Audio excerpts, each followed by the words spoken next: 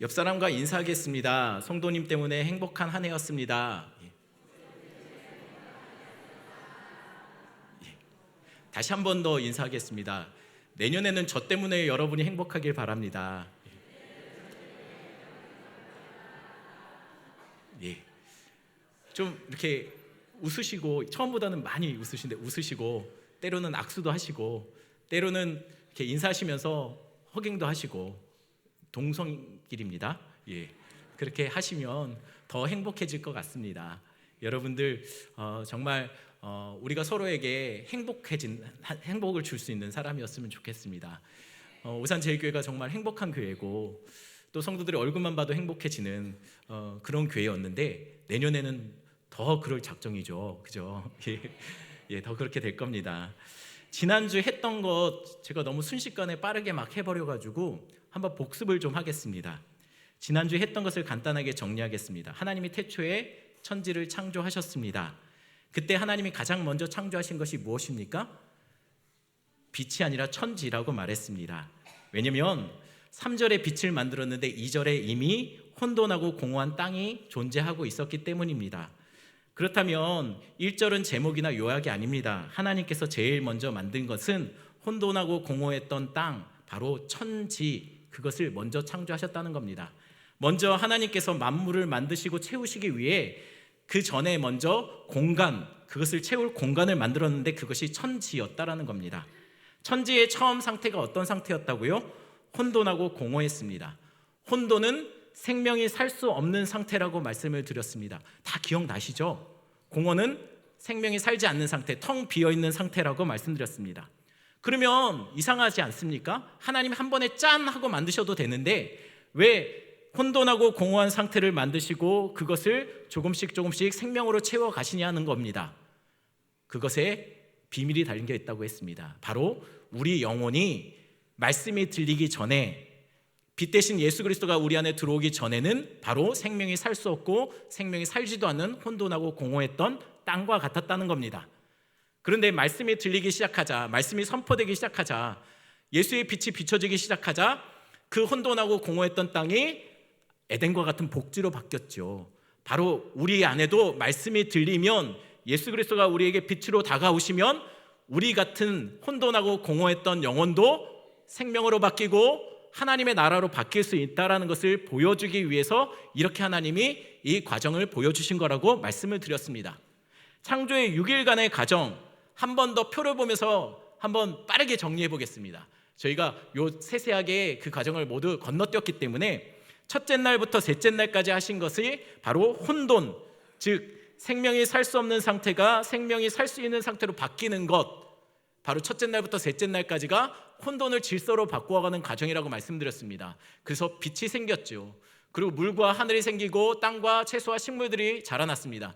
물에 덮여있던 땅이 드러났으니 거기에 채소가 드러나고 빛 때문에 채소가 광합성을 하며 산소를 내니 생명이 살 수 있는 땅으로 바뀌었습니다. 혼돈이 질서로 바뀌었습니다. 넷째 날부터 여섯째 날까지 하나님이 하신 것은 바로 그 공간들을 채우시기 시작한 겁니다. 이것은 단순히 그냥 이렇게 무작위로 만드신 것이 아니라 일정한 패턴을 가집니다. 첫째 날과 넷째 날이 연결됩니다. 둘째 날과 다섯째 날이 연결되고 셋째 날과 여섯째 날이 연결됩니다. 빛이 넷째 날 광명들에 의해서 다스려집니다. 물이 다섯째 날 물고기에 의해서 다스려지고 하늘은 새들에 의해서 다스려집니다. 땅과 채소와 식물들은 각종 짐승들과 사람에 의해서 다스려지는 것이죠. 그래서 창세기 2장 1절에 보면 이렇게 말합니다. 제가 읽어드리겠습니다. 창세기 2장 1절, 천지와 만물이 다 이루어지니라. 1장 1절은 태초에 하나님이 천지를 만드셨다고 합니다. 근데 1장 내내 하나님께서 만물을 만들어서 그곳에 집어넣으신 거예요. 그래서 2장 1절을 천지가 다 이루어지니라 라고 말하지 않고 천지와 만물이 다 이루어졌다라고 1장 1절과 다르게는 2장 1절은 그렇게 말하고 있는 겁니다. 여기까지가 지난주에 다룬 설교의 내용입니다. 이렇게 간단하게 한 걸 지난주에 왜 이렇게 길게 했을까요? 예, 여러분들이 길게 들었기 때문에 지금 다 이해가 되시죠? 오늘 같이 나눌 것은 여섯째 날 인간의 창조에 대해서 이야기하려고 합니다. 여러분, 그 전에 먼저 확인할 게 있습니다. 여러분, 창세기는 누가 누구에게 기록한 책일까요? 역시 너무 쉬운 질문이어서, 당연한 질문이어서 속으로만 대답하고 계시는 걸로 알고 있습니다. 창세기는 모세가 출애굽하여 이제 막 노예의 삶에서 벗어난 이스라엘을 향해서, 광야의 이스라엘을 향해서 쓴 책입니다. 그냥 간단하게 모세가 이스라엘을 향해서 쓴 책이라고 말하면 되는데, 왜 제가 복잡하게 애굽에서 이제 막 노예의 삶을 청산하고 나온 이스라엘 백성, 광야의 이스라엘 백성에게 쓴 것이라고 이렇게 말을 했을까요? 이 차이는 엄청납니다. 구분돼요. 이스라엘과 노예의 삶에서 막 나온 광야의 이스라엘은 다른 거예요. 왜냐하면 이것이 성경을 해석하는 데 아주 중요한 차이점을 만들기 때문입니다. 제가 미국에서 돌아와서 난생 처음으로 부산에 살게 되었습니다. 교회 사역 때문에 부산으로 내려가서 부서 발령을 받고 부서에서 인사를 드리는데, 한 교사가 저를 찾아와서 이렇게 말을 했습니다. 목사님은 참 애살이 많은 것 같아요 라고 말을 했습니다. 그래서 다른 교사들도 같이 맞아 나도 그렇게 봤는데 목사님 참 애살이 많은 것 같습니다 라고 말을 했습니다. 여러분, 애살이 뭔지 아십니까? 저는 처음에 듣고 이게 무슨 말인가 잘 몰랐습니다. 그래서 아무리 생각해도 나는 뱃살은 있는데 애살이 있다고 하니까 내 피부가 아기 피부처럼 곱나? 모르겠는데 동의가 안 되는 겁니다. 그래서 나중에 교육자 사무실에 가서 다른 교육자들에게 우리 교사들이 나에게 애살이 있다라는 얘기를 하더라 라고 말을 했더니 사무실이 갑자기 전부 다 빵 터진 거예요. 거의 막 눈물 흘리듯이 웃기 시작합니다. 저는 왜 웃는지를 몰라서 어리둥절하게 이렇게 쳐다보고 있는데 한 사역자가 저에게 말을 해주는 겁니다. 목사님, 그 애살이요, 그 애살이 아닙니다. 애살이라는 말은 부산말로 말하자면 딱히 뭐라고 설명하기 힘든데 의욕이 넘치다, 좀 열정적이다, 이런 뜻이라는 겁니다. 저만 못 알아들었던 거예요. 그런데 이분들이 모여서 애살이 있다, 나도 애살이 있는 것 같아 라고 자기네들끼리 얘기를 하는데, 문제는 이분들은 애살이 부산에서만 쓰이는 사투리라는 걸 잘 모른다는 거예요. 그러니까 말하고도 당연히 제가 알아듣고 있는다고 생각하고 자기네들끼리 얘기하고 있고, 저는 못 알아들으면서도 애살이 뭔가 하라고 그렇게 하고서 돌아간 거죠. 여러분, 부산 분들끼리만 이야기할 때 애살은 문제가 안 됩니다. 그런데 저같이 외지 사람들이 대화 속에 들어가면 애살은 설명이 필요한 단어가 된다라는 것이에요. 다시, 여러분, 창세기는 누가 누구에게 기록한 책입니까? 모세가 이제 막 그 종살이를 청산하고 나온 애굽에서 출애굽한 광야의 이스라엘 백성들에게 쓴 책입니다. 물론 창세기는 우리가 읽어야 할 책이기도 합니다. 그러나 모세는 이 책을 기록할 때 먼 훗날에 우리가 읽게 될 것이라는 그런 상상을 하며 예상을 하며 이 글을 써내려간 것은 아니라는 것이에요. 그러니 이 창세기 안에는 모세와 당시 광야의 이스라엘 백성들 간에 공유하고 있는 경험, 그들끼리는 당연히 받아들여지는, 알고 있는 어떤 애살과 같은, 하지만 우리에게는 설명이 필요한 그런 어떤 표현들이 있다라는 것이에요. 창세기 안에 그것들이 담겨져 있다는 것이에요. 그래서 성경이 참 해석하기가 힘든 겁니다. 그들은 알아요. 그래서 설명을 안 합니다. 그런데 우리는 모른다는 거예요. 그래서 우리에게는 설명이 필요하다는 것이에요. 그래서 마치 숨겨진 의미처럼, 수수께끼처럼 그 창세기 안에 담겨 있는 것들이 종종 발견된다라는 것이죠.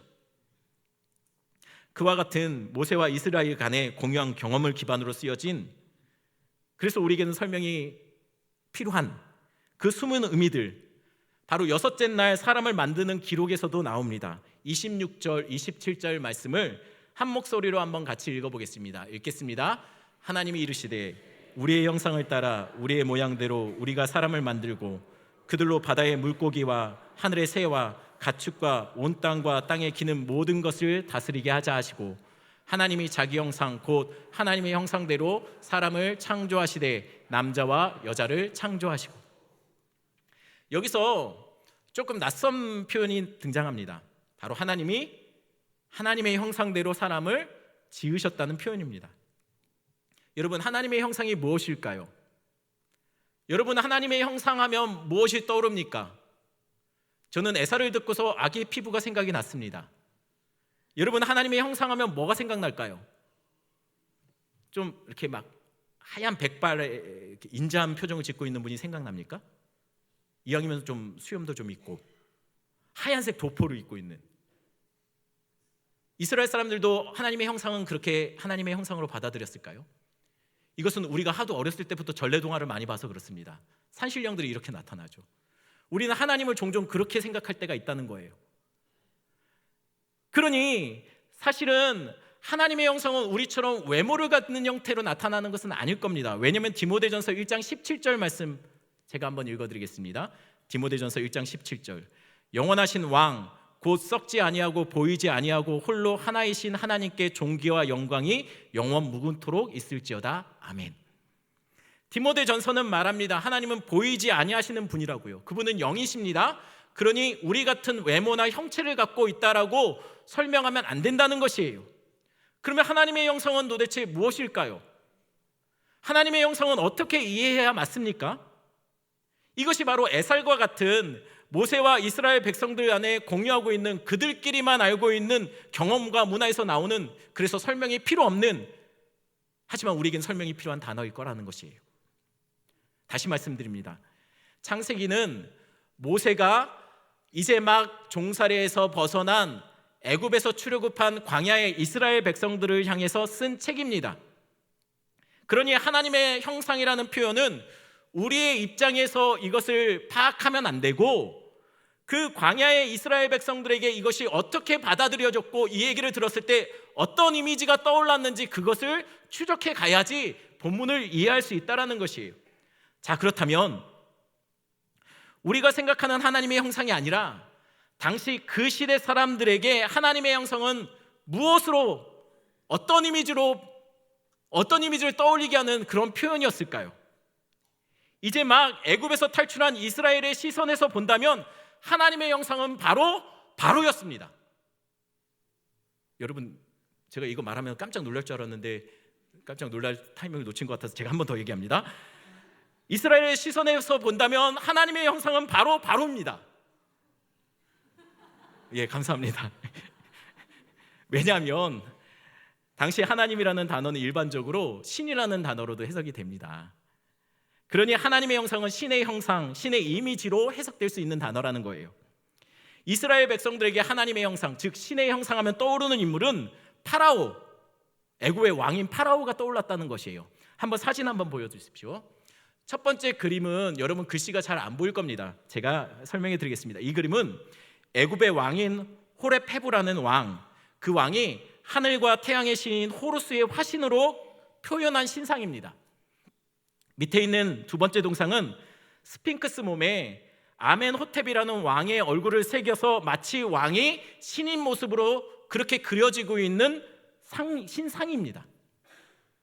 애굽의 왕들은 스스로가 자신을 하나님의 형상, 신의 아들, 태양신 라의 아들, 이렇게 자신을 표현했다는 거예요. 애굽에서 파라오는 신의 형상을 가진 특별한 존재로 여겨졌습니다. 그래서 벽화 등에 보면 그 파라오는 이렇게 쌩얼로 잘 안 나타나요. 우리 젊은 집사님들만 이렇게 하는 게 아니고 파라오도 쌩얼로 잘 안 나타나고 늘 항상 얼굴을 분장을 하거나 가면을 쓰거나 해서 백성들에게 마치 자신이 신인 것처럼 뭔가 신비한 존재인 것 같이 그렇게 늘 항상 보였다는 거예요. 그렇게 하는 이유가 있습니다. 왜냐하면 자신이 왕인 것은 곧 신이 부여한 권한이라는 거예요. 일반 백성과 자기는 다르다는 겁니다. 왜죠? 자기는 신의 형상을 가졌고 자신은 신의 아들이기 때문에 그렇다라는 것이에요. 그렇기 때문에 내가 너희들을 다스린다라는 것이에요. 너희들과 나는 다르다라는 것을 보여주는 것이죠. 이것은 애굽만 그런 것은 아닙니다. 실제로 당시 주변 나라들의 대부분의 왕은 곧 자신이 신의 아들이었고 신의 형상을 가진 특별한 존재라고 그렇게 백성들에게 그렇게 강요했다는 거예요. 믿게 했다는 거예요. 그렇다면 당시 주변 나라들에서 신과 인간의 관계는 어떤 관계였을까요? 메소포타미아의 문헌에 보면 신들은 인간을 자신의 노예로 부려먹기 위해, 사용하기 위해서 인간을 만들었다는 기록이 나옵니다. 그러니 그때 당시 고대 근동의 문화 속에서 늘 신은 인간을 노동을 통해서 착취하고 인간이 열심히 노력한 그 결실을 신은 빼앗고, 그래서 신은 인간의 전혀 존엄성을 인정하지 않고 늘 인간은 신에 의해서 착취당하고 빼앗기고 지배당하고 억압받는 노예들과 같은 존재로 그렇게 여겼다는 거예요.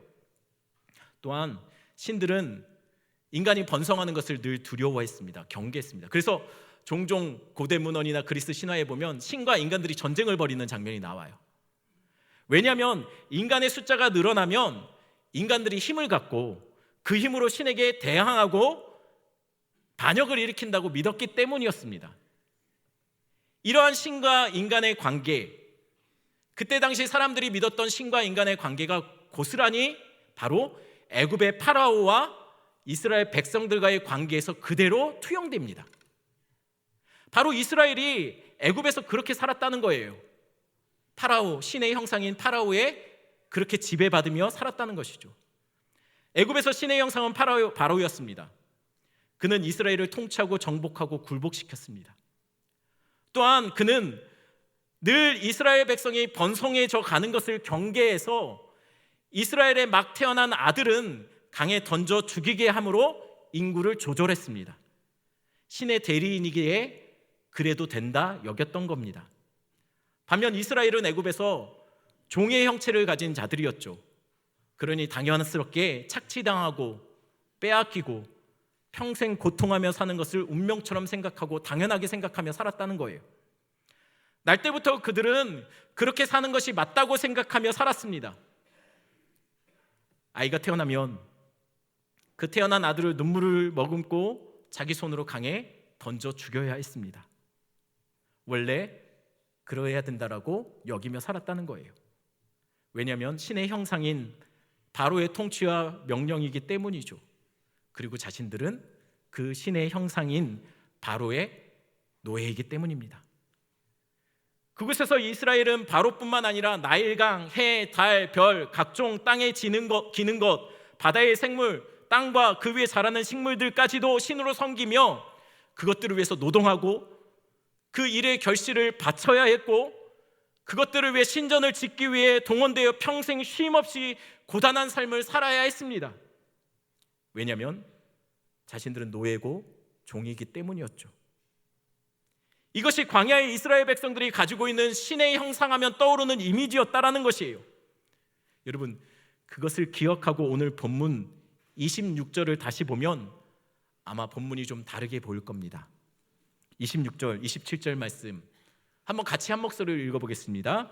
하나님이 이르시되 우리의 형상을 따라 우리의 모양대로 우리가 사람을 만들고 그들로 바다의 물고기와 하늘의 새와 가축과 온 땅과 땅에 기는 모든 것을 다스리게 하자 하시고, 하나님이 자기 형상 곧 하나님의 형상대로 사람을 창조하시되 남자와 여자를 창조하시고. 여러분, 이 말씀이 광야의 이스라엘 백성들에게 어떻게 들렸을까요? 평생 바로를 신의 형상으로 믿고 그 앞에 굴복하며 종으로 노예로 살았던 히브리 민족에게 이 말이 어떻게 들렸을까라는 겁니다. 아마 충격이었을 겁니다. 그리고 어쩌면 울컥하고 눈물을 머금을 정도 쏟아낼 만큼 감격이 됐을 겁니다. 평생 그들은 이 땅에서 짐승처럼 살았습니다. 그렇게 일해왔습니다. 그리고도 그 수고의 열매는 늘 빼앗기고 착취당했습니다. 그들은 애굽에서 무시당하고 갑질당하며 살았다는 거예요. 아무도 눈여겨보지 않는 인생, 그런 인생을 살았습니다.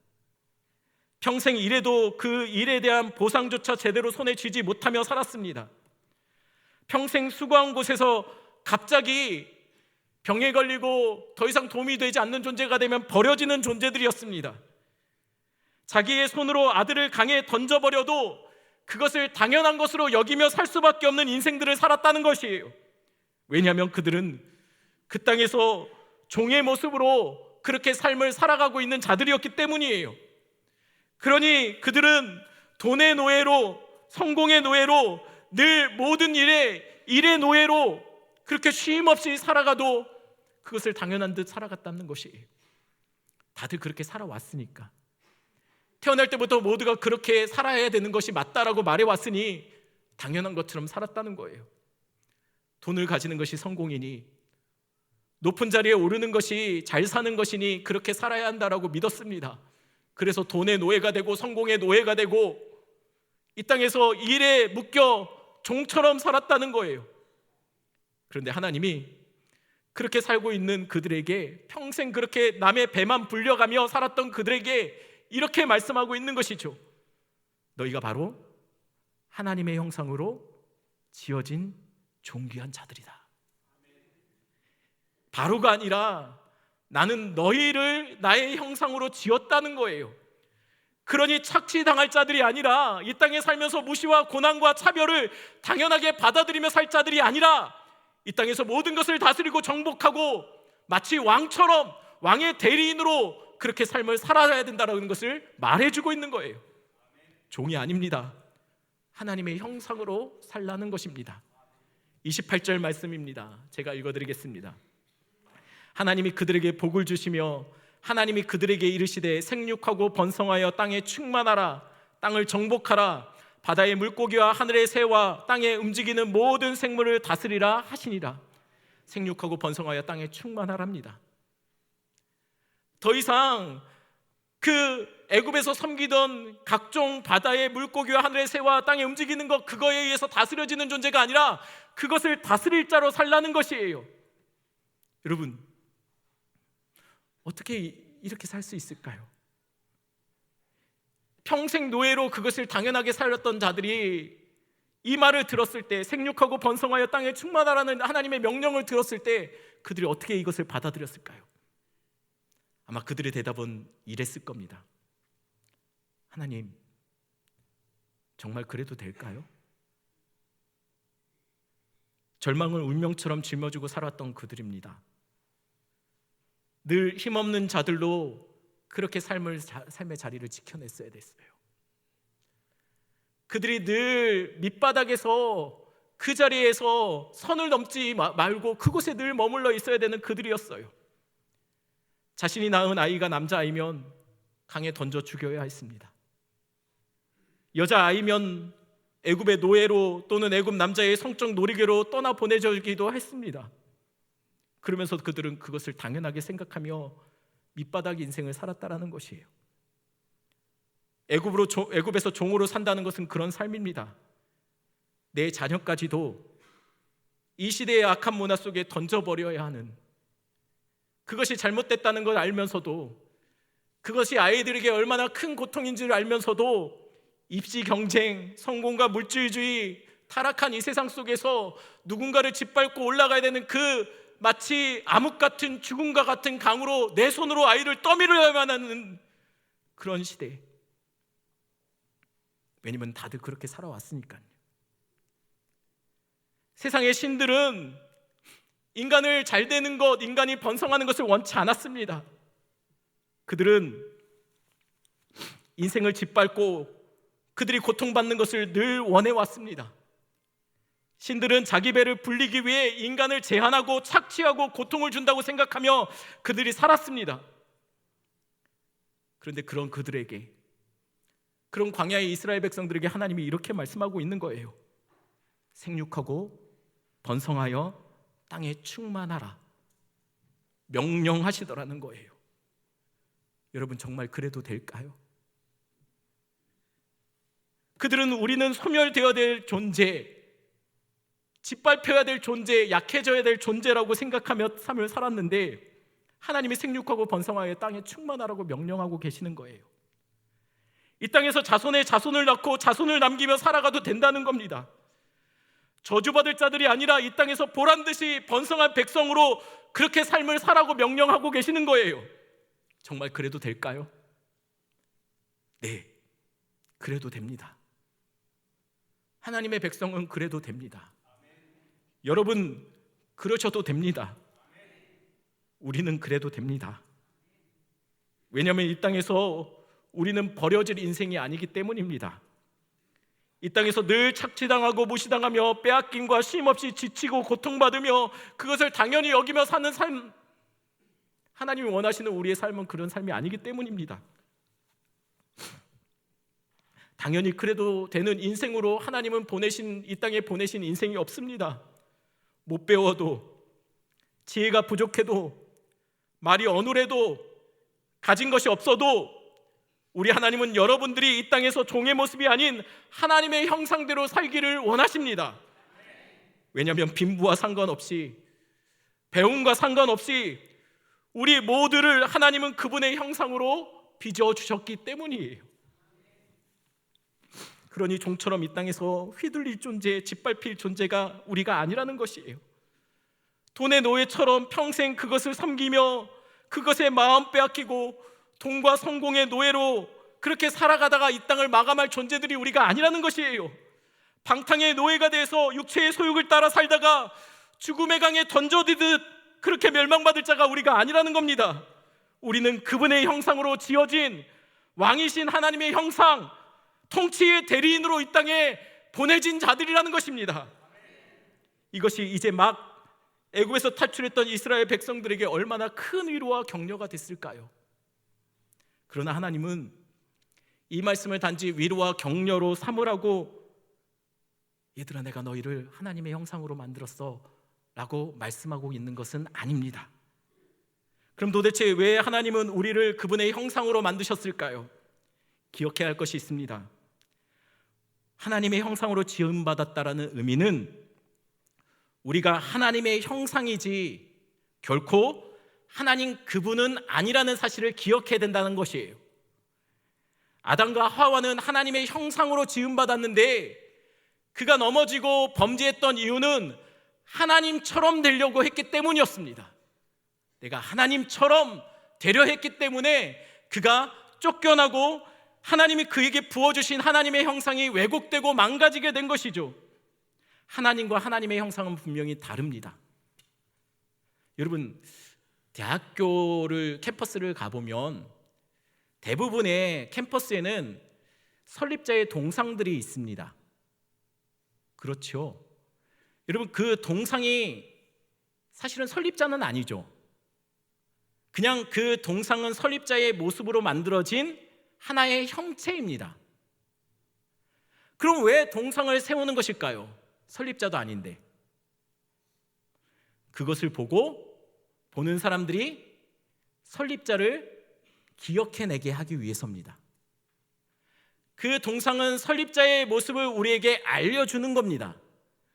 그리고 그 동상은 설립자가 무슨 목적으로, 무슨 의도로 이 학교를 설립했는지, 그 수고를 하며 이 학교를 일구어 갔는지, 그 설립의 의도를 그 동상을 보면서 기억해내도록 동상을 세워놓은 거라는 것이에요. 여러분, 하나님이 인간을 하나님의 형상으로, 왜 하나님의 형상으로 만드셨을까요?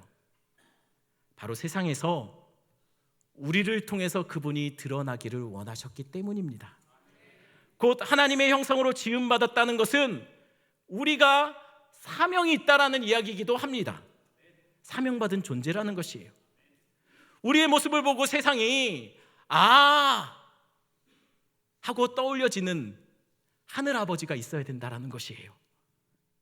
세상 사람들이 우리를 보면서 우리 주님이 생각나줘야 된다라는 것이에요. 저희 아버지 친구분들이 저를 보면 저놈 자기 아빠 꼭 닮았네 라고 말합니다. 아버지를 떠올리는 거죠. 우리를 보고도 세상에 하나님을 떠올려야 된다라는 것이에요. 우리가 있는 곳에 우리를 통해서 하나님의 이름이 드러나야 된다라는 것이에요. 그런데 그렇게 되고 있느냐 하는 것입니다. 여러분, 그렇게 되고 있습니까? 세상이 우리를 보면 하나님이 떠올려지고 있나요? 여러분들을 보면 세상이 하나님 살아계신 것 같네요 라는 말이 나오십니까? 혹시 저분을 보니까 돈, 성공, 출세 또는 욕심, 걸걸한 말투, 혹시 이런 것이 떠올립니까? 그렇다면 우리 모습 속에 하나님의 형상이 왜곡되어져 있는 겁니다.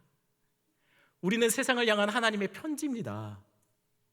그런데 우리를 통해서 우리가 하나님의 형상을 드러내는 삶을 제대로 살지, 이 사명을 제대로 감당하지 못한다면 세상이 우리를 보고 하나님에 대해서 왜곡하게 생각할 수 있다는 것이에요.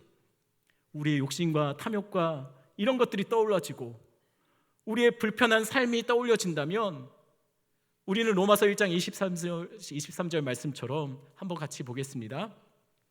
썩어지지 아니하는 하나님의 영광을 썩어질 사람과 새와 짐승과 기어다니는 동물의 모양의 우상으로 바꾸는, 하나님의 영광이 드러나기보다는 우리의 모습을 통해서 썩어질 것들이 드러나고 그런 종된 모습이 여전히 묶여있는 모습으로 우리의 삶이 살아가고 있다면 그것은 우리 안에 여전히 해결하지 못하는 죄의 모습 때문에 그렇습니다.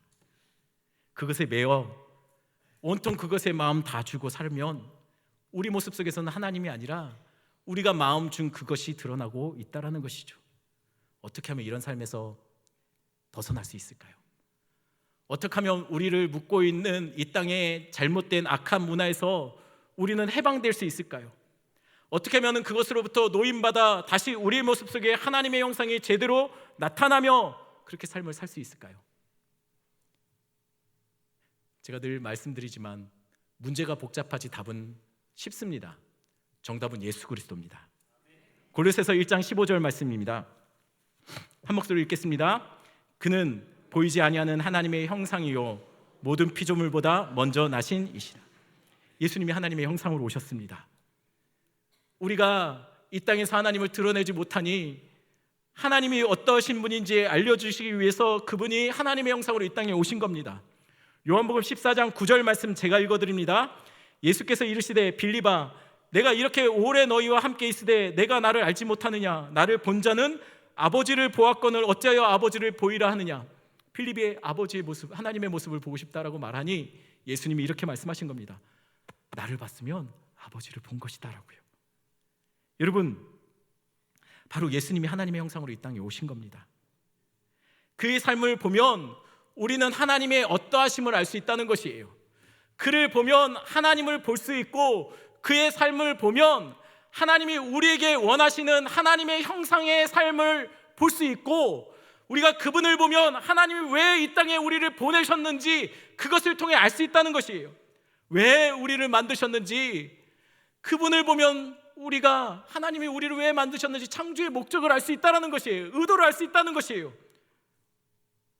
여러분, 하나님이 왜 우리를 만드셨을까요? 사랑해서 그렇습니다. 사랑이신 그분이 사랑의 대상이 필요해서 우리를 만드시고 그분의 사랑을 쏟아붓기 위해서 우리를 만드셨다는 거예요. 그것을 어떻게 할 수 있을까요? 예수를 보면 알 수 있습니다. 왜냐하면 예수님은 하나님의 형상이기 때문입니다. 그분이 십자가에서 우리를 위해서 모든 것을 다 내어주셨다는 거예요. 죽을 수 없는 하나님이 죽을 수밖에 없는 인간의 몸을 입고 우리를 위해서 모든 것을 다 모든 피를 쏟아내셨다는 거예요. 그것을 통해서 하나님이 우리를 얼마나 사랑하시는지 그것을 통해서 분명히 알게 하셨다는 것이죠. 이스라엘 백성들이 애굽에서 종살이하다 해방될 수 있었던 것은 어떤 사건 때문이었습니까? 바로 유월절 어린 양이 죽었을 때 그들이 애굽에서 종되었던 삶에서 벗어날 수 있었던 거예요. 어린 양이 죽자 그들이 살게 됐다는 것이에요. 우리에게도 어린 양이신 예수 그리스도의 십자가가 우리 안에 그 죽으심이 우리 안에 받아들여져야 우리가 이 땅에 죄악된 삶에서 종살이했던 모든 것이 자유롭게 되고 우리 안에 그분의 형상이 회복될 수 있다는 것이에요. 예수 십자가가 우리로 다시 존귀한 하나님의 형상으로 회복시켜 줍니다. 예수 십자가가 죄에 종된 우리를 하나님의 자녀로 다시 회복시켜 줍니다. 죄인 중에 괴수인 대책 없는 바울도 예수 만날 때는 예수님을 만나자 그는 변화된 삶을 하나님 앞에 간증처럼 고백하고 있습니다. 갈라디아서 6장 17절 말씀 같이 읽겠습니다. 한 목소리 읽습니다. 이후로는 누구든지 나를 괴롭게 하지 마.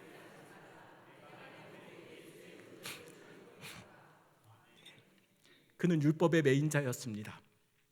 그는 혈통과 출세와 학벌과 실력과 배경의 매인자였습니다. 그는 사람들에게 인정과 성공에 마치 종된 것처럼 그것을 위해 몸부림치며 살았던 사람이었습니다. 그런데 그가 예수 만난 뒤 그는 이렇게 말합니다. 그 모든 것들로 통해서 나를 괴롭게 하지 말라. 내 몸에는 예수의 흔적이 있다라고 말합니다. 예수의 흔적, 하나님의 형상이 있다라는 것이에요. 예수 만난 자들은 예수 닮아갑니다. 그 속에 하나님의 형상이 나타난다는 겁니다. 예배하는 사람은 예배하는 대상을 닮습니다. 반드시 닮습니다. 예수 만났지만 예수의 모습이 우리 안에 안 나타나고 있다면 그것은 홍해가 갈라지는 것보다 더 큰 기적입니다. 예수를 만났으면 우리 안에 예수의 모습이 나타납니다. 만약에 우리 모습에 예수가 나타나고 있지 않다면 죄송하지만 예수님 만나지 않은 것일 수 있습니다. 내가 예수님을 제대로 만났다면 내 모습 속에, 내 예배 속에 예수의 모습이 나타나야 맞습니다. 왜냐하면 적어도 제가 믿는 복음은 바울과 같은 말도 안 되는 대책 없는 죄인도 뒤집어 놓는 능력이 있기 때문입니다. 예수 만난 자들은 그 속에 예수의 모습이 나타납니다. 언어가 바뀝니다. 사랑의 성김이 나타납니다. 나를 드러내기보다 묵묵히 십자가를 지는 삶을 살아가게 됩니다. 그것이 예수의 흔적을 지닌 자들의 삶입니다. 이런 자들은 탐욕이 어찌할 수 없습니다. 이런 자들은 돈에 매이지 않습니다. 오직 주의 사랑에만 사로잡힙니다. 그래서 사랑으로만 종노릇합니다.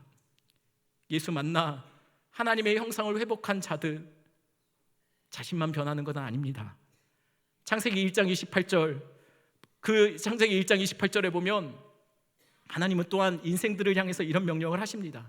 땅을 정복하고 다스리라.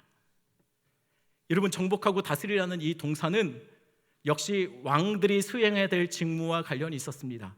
왕들이 땅을 정복하고 다스렸습니다. 여러분, 당시 이 말은 다른 왕들처럼 내 것을 더 가지기 위해, 내 배를 불리기 위해서, 내 육체적인 안락함을 위해서 세상을 정복하고 다스리라는 그런 의미로 말씀하신 거 아닙니다. 내가 하나님의 통치를 받으면, 그렇게 살고 있다면 나는 하나님의 나라이며 그의 백성이 된다는 말입니다. 내가 하나님의 통치를 받고 있다면 내가 있는 나의 가정은 하나님의 나라가 되는 것입니다. 내가 하나님의 형상을 가지고 내가 직장에 그렇게 예수님처럼 살아간다면 하나님의 나라가 내 직장에 침투해 들어간 겁니다. 내 모습에 예수의 흔적이 더 분명해지고 있다면 하나님이 나에게 있으라는 그 삶의 자리에 하나님의 나라가 이미 그곳에 임한 겁니다. 내가 예수님의 흔적을 갖고 예수님의 삶처럼 내가 그 땅에서 살고 있다면 바로 어둠에 속했던 그곳이 바로 하나님의 지배에 의해서 통치되어지고 정복된 겁니다. 그래서 천국은 침노하는 자들의 것입니다.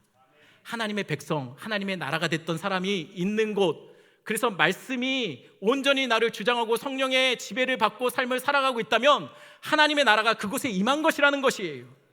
그래서 천국은 온 가로를 부풀게 하는 누룩과 같은 겁니다. 내가 들어가 가정이 하나님의 나라로 뒤바꾸게 만드는 것, 뒤집어지게 만드는 것, 그게 바로 하나님의 형상을 가진 삶의 사명이라는 것이에요. 사도행전 1장 8절 말씀 한번 한 목소리로 읽겠습니다. 오직 성령이 너에게 임하시면 너희가 권능을 받고 예루살렘과 온 유대와 사마리아와 땅끝까지 이르러 내 증인이 되리라 하신.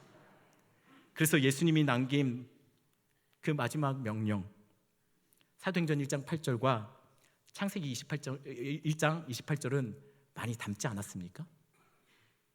우리를 통해서 우리가 놓여지는 곳이 바로 하나님의 나라가 임하고 하나님의 형상을 가진 우리가 하나님을 드러내는 삶으로 살며 땅끝까지 이르면 우리를 통해서 믿는 자들이 생기고 우리를 통해서 믿는 자들이 다시 또 누군가를 믿는 자들을 만들어내고 하는 것이 바로 생육하고 번성한다는 것의 진짜 의미였다는 것이에요.